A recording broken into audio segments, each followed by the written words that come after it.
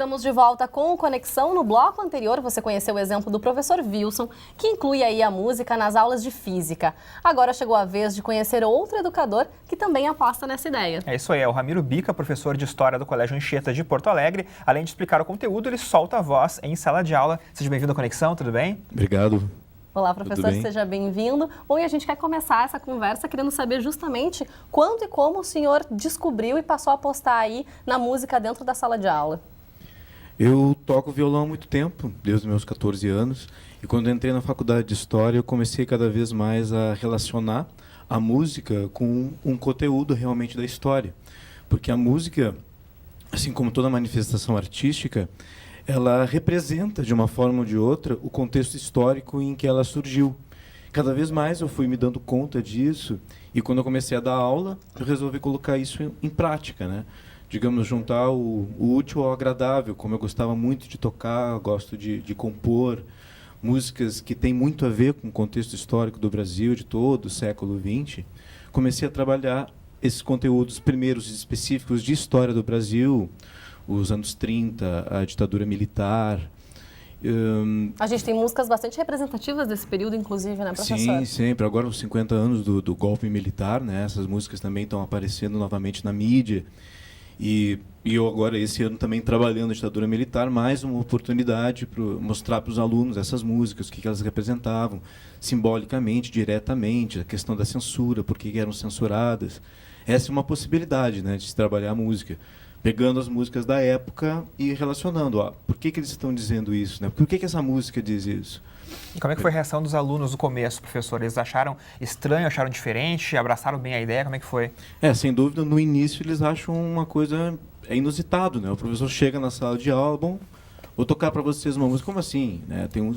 A maioria dos jovens, digamos assim, muitas vezes não fazem essa relação. Parece que a sala de aula, que a escola, é aquele ambiente para ser um tipo de seriedade tradicional que não é mais o espaço da educação hoje em dia, né? Constantemente a gente tenta inovar. Aí, com o tempo, logo na primeira aula, começa a ver a reação deles como algo positivo, porque eles vão entendendo que aquela música, que é a história de uma forma geral, ela tem uma relação direta com eles, né? Não é para a história, a matéria, o conteúdo de sala de aula ser algo distante. Tem tudo a ver. Música tem a ver com todo mundo, né? E isso, fazer essa relação para eles foi uma coisa bem interessante, muito produtiva. Bom, a gente perguntou aí a reação dos alunos, mas a gente também quer saber a reação da coordenação da escola, da coordenação pedagógica, por exemplo. Também recebeu isso com bons olhos, porque às vezes pode achar, bom, não, é só uma brincadeira, eles não estão conseguindo realmente assimilar o conteúdo. Ou os próprios pais também, né? Às vezes podem ouvir dos filhos, o professor está cantando na sala de aula, mas cadê o conteúdo? Mas o conteúdo está nas músicas, na verdade. Como é que funciona isso? Essa receptividade também por essa parte.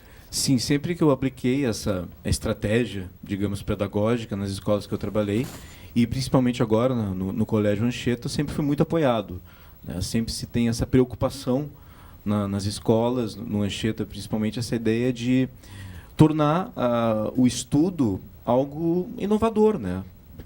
Digamos, direcionado a esses novos tempos, buscar alguma coisa que não seja só o tradicional. E como é que o senhor percebeu aí o desempenho dos alunos? Realmente teve uma evolução desde que o senhor passou a inserir isso dentro da sala de aula? Sim. Muitas músicas que eu acabo tocando, não só músicas que já foram feitas no decorrer da história do Brasil, mas algumas que eu compus também para fazer essa relação do conteúdo. Às vezes, quando aparece uma hora de uma prova, eles colocam uma partezinha daquela letra da música e comentam, explicam aquele conteúdo a partir dela. Porque isso é um ponto importante, né? A música, ela não é a matéria, ela não é o conteúdo. Ela é um auxílio para o aluno poder compreender melhor aquele conteúdo que está sendo trabalhado.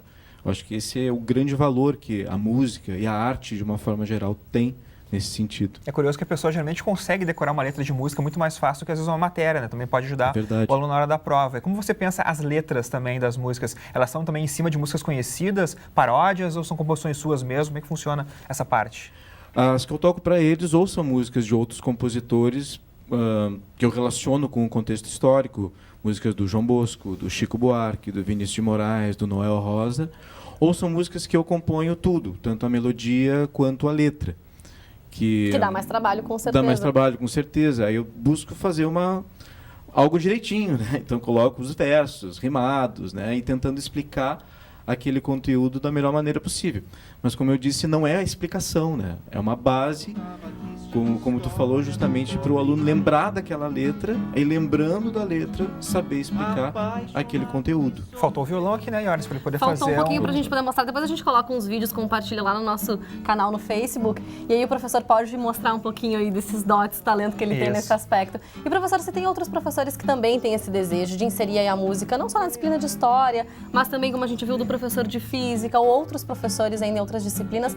Como é que o senhor acha que pode ser a saída? Como é que ele pode pensar e tornar essa aula mais atrativa a partir disso? Eu acredito que a música popular e a arte, ela pode ser relacionada a todas as disciplinas.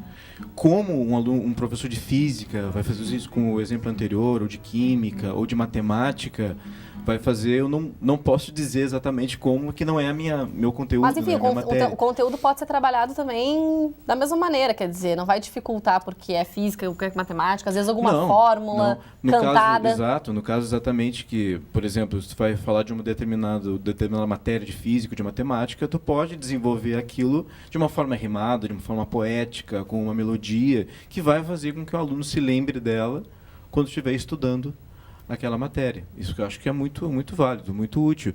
E também não precisa saber tocar violão para usar essa música. Tu pode trazer gravações, tu pode pedir para os alunos comporem, que é uma experiência muito bacana também, né? Estimular a criatividade deles.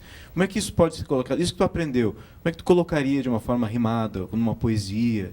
Né? São possibilidades. Bacana. E o professor também participou da edição de 2012 do TEDx Unicinos, né? Como é que foi, então, essa experiência? Muito gratificante, né? Foi um convite que eu recebi para falar justamente dessa experiência, né, da música em sala de aula. E eu tratei justamente disso, das várias maneiras com que eu, especificamente, acredito que os professores de história podem trabalhar a música, que seria isso.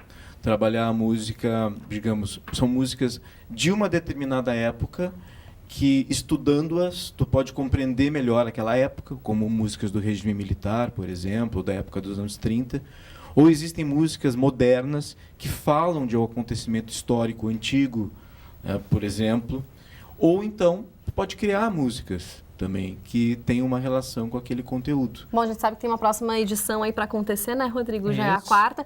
E, professor, a gente queria saber, assim, como é que o senhor vê também essas experiências serem compartilhadas, as boas experiências sendo compartilhadas? Quer dizer, o professor também, partir dele, claro, o aluno tem que estar interessado, o aluno tem que estar envolvido, mas partir do professor também, essa vontade de inovar dentro da sala de aula. Eu gostaria que o senhor comentasse. Eu acho que todo professor, quando escolhe essa profissão, de dar aulas, ele tem essa ideia, né? Ele tem essa preocupação de querer fazer a diferença. Todos nós, eu acho que temos esse desejo. E nós buscamos isso das mais diversas maneiras possível. No meu caso, foi utilizando a música, mas tem vários outros colegas meus no Anchieta, por exemplo, que trabalham os seus conteúdos também de maneiras inovadoras, buscando novas formas de trabalhar, formas que estimulem os alunos a criar. Eu acho que isso é fundamental. Eu acho que o papel do professor, quando escolhe essa profissão, é esse.